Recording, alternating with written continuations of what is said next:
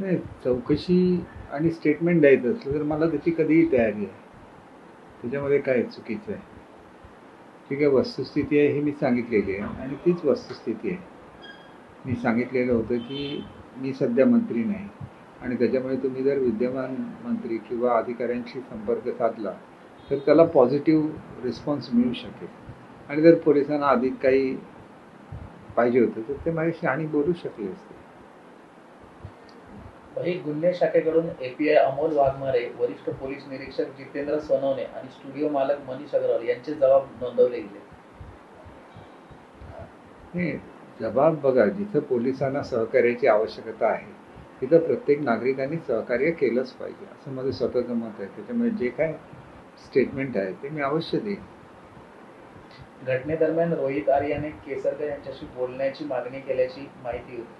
Phone लागला नाही की बोलण्याचा नकार दिला. दोन विरोधाभासी माहितीमुळे पोलीस संभ्रमात आहेत. नाही, एक असं आहे की मी पोलिसांना सांगितलेलं होतं की मी आता मंत्री नाही, त्याच्यामुळे तुम्ही जर संबंधित मंत्री किंवा अधिकाऱ्यांशी संपर्क साधला तर तुम्हाला त्याची अधिक मदत होऊ शकेल. आता ह्याच्यामध्ये त्यांचं जर काही वेगळं म्हणणं असतं तर त्यांनी माझ्याशी पुन्हा संपर्क साधायला पाहिजे होता.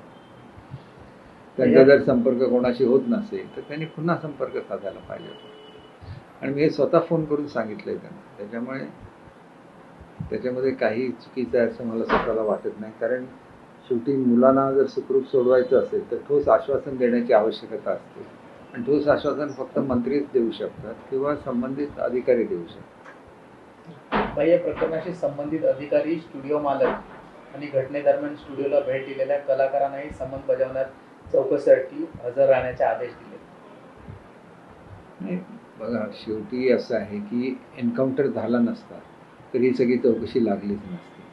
एन्काउंटर झालेला आहे त्याच्यामुळे चौकशी होणार हे उघड आहे आणि त्या चौकशीला सर्वांनी सहकार्य केलं पाहिजे. गुन्हे शाखेकडून सविस्तर तपास सुरू आहे. वाटाघाटी सहभागी अधिकाऱ्यांचे जबाब नोंदवले जात आहेत.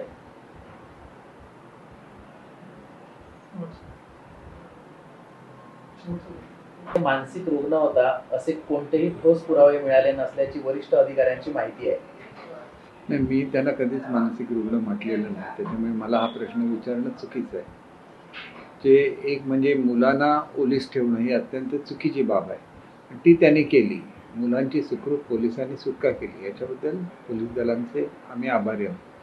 फक्त त्याचा जो दुर्दैवी मृत्यू झाला त्याच्याबद्दल दुःख आहे.